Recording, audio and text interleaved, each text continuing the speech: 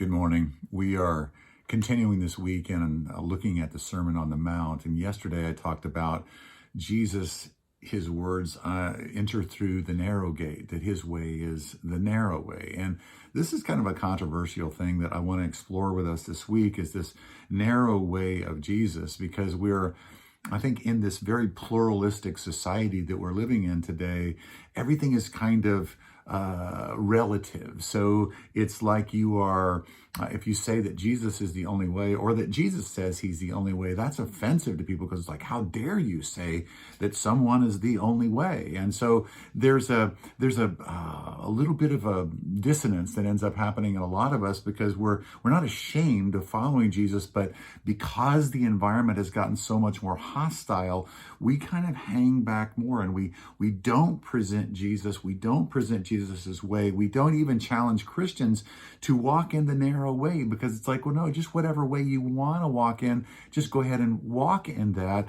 But that's not what Jesus is saying, and that's not what Jesus is inviting us into, that his way is actually indeed the narrow way. And because it's narrow, it means that we're boundaried. We're a boundaried people, in terms of there are things that we just simply don't do. There's places that we don't go. There's activities that we don't engage in, because this is what part of what following Jesus means, is that it means we cast off some old things because it doesn't fit in the narrow way.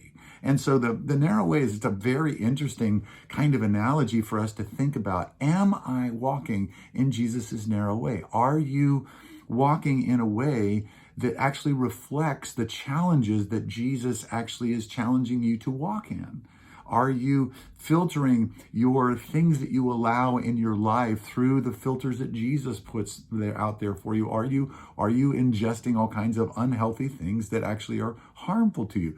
The reason why the way is narrow is because not everything helps you. Not everything actually builds you up. Not everything is actually going to build something positive in you, in your spiritual life. So let's reflect on that this week. Am I walking in Jesus's narrow way? And if I'm not, then I need to make course corrections. We'll talk about this tomorrow.